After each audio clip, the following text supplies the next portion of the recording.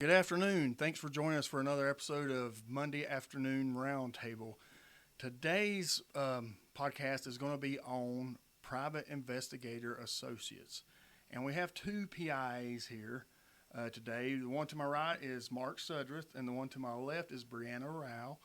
And they are both work with us in our company, and we're going to talk about the process of how to become a PIA and then how to become a full-fledged private investigator. Brianna, let's talk a little bit. You're very experienced in the area. You've been a PIA now almost, or over 2 years, right? About 2 years and 4 months. 2 years and 4 months.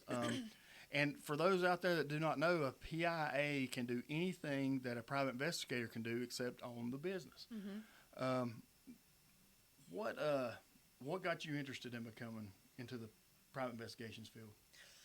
Well, I didn't know, honestly, I was going to be a veterinarian assistant. So when I was doing that, you opened up your business, and we kind of established a relationship with you through my husband, through the bail bonding business, and just working kind of, in law enforcement in the beginning. And one day you were like, hey, I want to take you guys on. I think you guys will be great at this. And it's something that's near and dear to my heart to help women go through things that I've had to go through with someone like me on their side. When I was 18, got married, had a child, and, spent years and years in court custody over my child and divorce and things like that.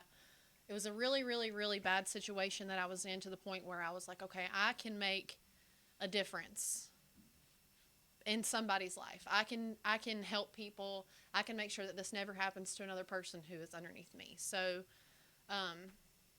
that's kind of like where I started, and I took off with it. And so many people reached out to me that needed my help within the first 4 or 5 months of me getting my associate license. I had cases and cases and cases of infidelity, child custody. Recently, I was able to do my first suicide, my first whatever you would call what we just did. Suspicious death. Yeah. Shootings. So shootings. You're transitioning into criminal cases now. Right. In between that time, we did security as well. So we got our security license, so I could kind of see both ends of executive protection, and on the court side of private investigation.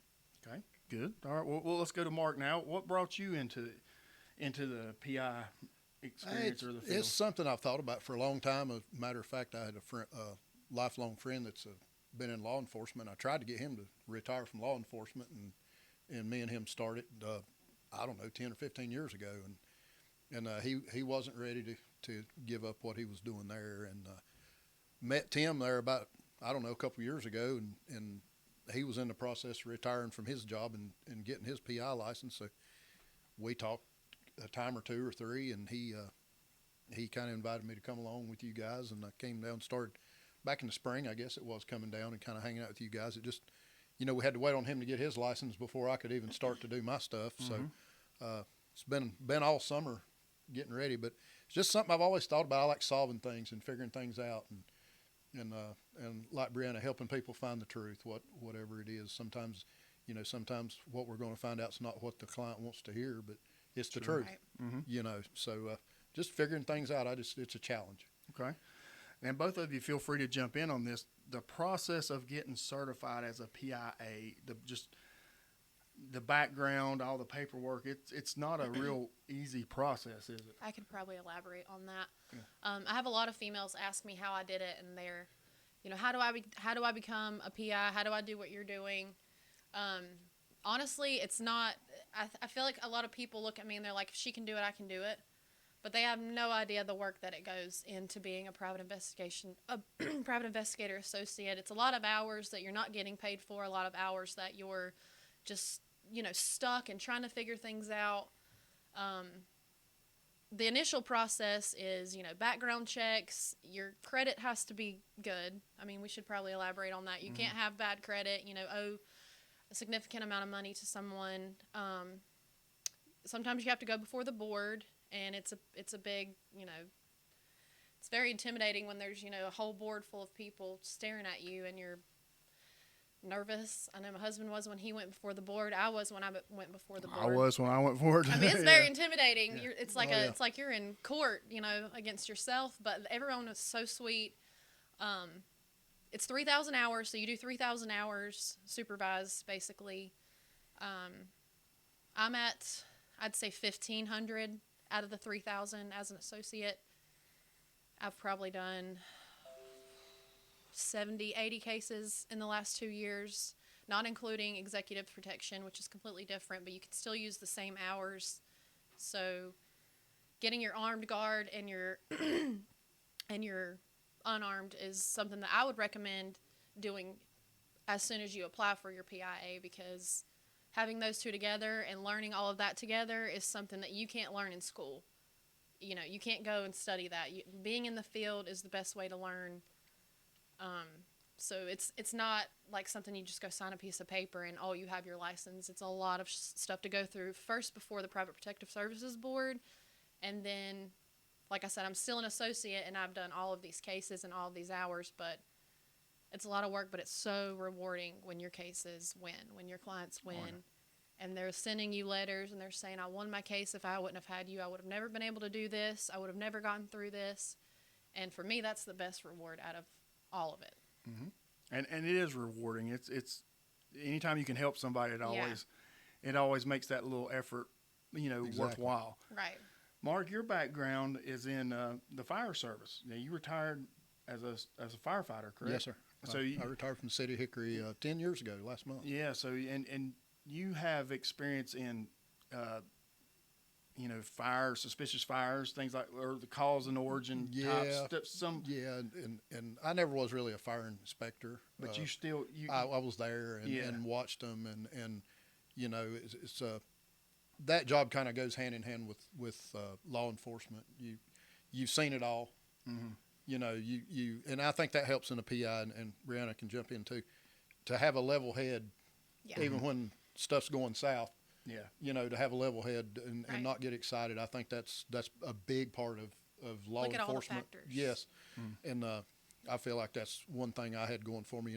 It asked me on the application, actually, when I did the application online, said, what experience do you have that makes you feel like you can do this, or worded something similar to that. And I put that down, and when I went for my interview with the state inspector, actually that's something he brought up, and he said, I think that prepared you a lot. It's not necessarily with the investigative part of it, just because it's a lot of it's not that hard, but you just you can't get excited. Mm-hmm. You got, if your target you're watching, just for instance, makes you and comes out and confronts you, you just gotta stay level headed, and if you've been in law enforcement or fire, EMS, you've seen it all. Right. Oh yeah. And it helps you maintain a level head when Prepare. everything's going out. How on your calls? How many times have you seen a dead body, whether it be suspicious or natural causes, or Hundreds. Yeah, hundreds at least. Yeah. The 25 years, Yeah. And then we started doing the medical calls about halfway through my career, and that, of course, that quadrupled everything. So that's when you come out and they're already deceased, right? Well, sometimes Basically. no. A lot of times they were. A lot of times, before we just do fire, so okay, we'd go to a wreck or something. Yeah. But then you start doing medical calls, and they come in. Okay, it's unresponsive, and you get there and you wind up doing CPR on them for 30 minutes. Gotcha. And stuff. So I've kind of seen them in all different stages of it. Gone out and been dead a day or two. Or die while you're there. Right. So yeah, I've seen a lot of that, and it's a lot of stuff you can't unsee. And also in the fire service, you're required to keep records and paperwork and reports. So that was nothing. Yeah, I used to have a captain. He was always laughing. He said, "It didn't even happen until we turned the paperwork in." And that's true. If it's not on paper, it didn't happen. Yep. Yeah, and you had to do just for legal reasons. You had to do a very detailed report. A lot of it was just point and click, and then at the end you had to do a narrative, and it had to be pretty detailed, especially if the call was something you might think down the road there could be litigation or Right. an investigation. Automobile accidents. You find somebody deceased, especially if somebody passed away or deceased. Yeah. That's something I really had to learn on Yeah. is reporting. Yeah. So had a little bit of experience with all of that. Yeah, and that's good. And it prepared you for that. Brianna, let's talk about how you and Bradley, your husband, I did forget about that. Well, I did too, and I just realized how I y'all, forgot to include you, babe. Sorry. but they are, but Sorry. how y'all are both certified, Yes. and sometimes you work as a team. Yes. Talk about that a little bit. Yes. So my husband has been a bail bondsman for 12 years now. Give a plug to his business, Hustler. Hustler Bail Bonds podcast coming soon there. He learned from one of the best bail bonding agencies ever, Ben Huss, and he passed away in 2018. So I've been doing skip tracing with Bradley. He taught me basically everything that I knew about skip tracing, finding people. And that's basically what we do, is find dirt on people, find things on people. And surveillance. Right, yeah. So he has been the person, in the woods, camped out at someone's house trying to, catch them. They're out on bond. They've missed court. That's something he does all the time. So I hate that you're not up here to tell more about it, but he's basically a bad A when it comes to that. I swear he has a horseshoe up his butt when it comes to that, but he's very good at his job. He's taught me so much about skip tracing and surveillance and things like that. So, and he's also certified. So we do this together. Sometimes you get 2 PIs for the price of one when you get me, because he also helps me with a lot of stuff that I don't know how to do and things that I need help with. So that's really a big selling point for us. Hey, you get 2 PIs for one. So yeah, and that's a lot of the background of today's episode is showing we got diversity. Brianna and even Bradley can get in places that maybe me and Mark can't, or vice versa. If me and Mark could maybe go up to Trilogy, the over 55, residential, and blend in there. But y'all would blend in more in at a younger, place like that. Yeah. Have shots with the people we're sitting at the bar having drinks with the people we're investigating type deal. Stuff like that. And all diverse backgrounds, we each bring something to the table. Yes. Where we all have weaknesses, we all have strengths, and each of our strengths are different, and each of our weaknesses are different.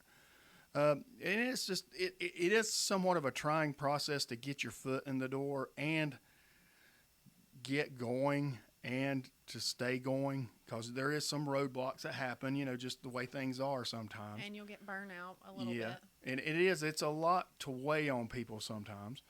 I do want to say this. Bradley, her husband's going to get his own podcast going soon, and I do believe you've talked about maybe doing one as well. I thought about doing a women's podcast just strictly for women, like a case that I'm working now. I can't wait to get her on. Women who have been through things in their divorces, basically to where their husbands are ready to get rid of them, and they're doing everything they can to ruin their lives, and they think that they have no one else. They think that, they have this control over me, they have control over my finances, my children, and that's not the case. If your husband's doing something wrong and you can prove it, and, you're married, everything is half yours, they can't do the things that they're telling you that they can do. So that's when I come in, and when they finally get the strength to call me, I kind of take it from there, and I'm like, you can do this. This is what we're going to do. This is what's going to happen. Your lawyer's going to do this. Your lawyer's going to do that, and we're going to make sure that you come out on the better end of this. And some people are afraid, and they think that they have complete control over them, but it's not true. So that's where I come in, and I want women to survive things that they didn't think they were going to be able to survive, and come on here and talk about it. And I think that would be a good another podcast to give somebody hey, I can do that too. Mm-hmm. Yeah. If there's somebody out there that's in that situation. Domestic I think that violence, would be a great idea. All of it. I want to touch base on all of it. And women who own their own businesses, who, like, people look at me and they're like, how does she do that? I never would have expected her to do that. Brianna from the trailer park, how is she a private investigator? You can do anything.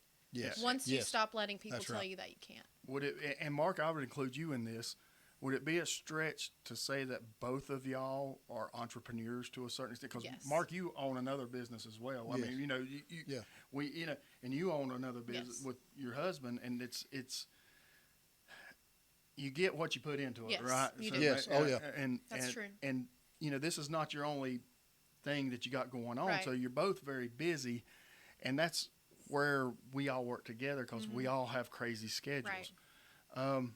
One last thing, do you want to talk about maybe your plans with the future, or with maybe the paralegal? You looking maybe Oh, yeah. in that? So I think it's a really good thing for paralegals to be PIs maybe and PIs to be paralegals, because you can work in a firm, you can, write the reports. That's where I lack, where everyone here has great knowledge on how to write reports. You guys have been doing it for so long, police reports. That's basically what we're doing, is writing a police report for our investigation. So I just want to know, legal terminology, what I can and can't use in court, because so many different lawyers tell me to do different things, and I have to listen to the lawyer who's in charge at that time. So I'm learning different ways to win my cases, but I feel like if I knew more about what I was talking about, and I knew what I can and can't do, and I was able to actually help the lawyer with, everything else besides the investigation, I think that I would be more successful, probably happier, because I wouldn't be so frustrated with trying to learn things as I go.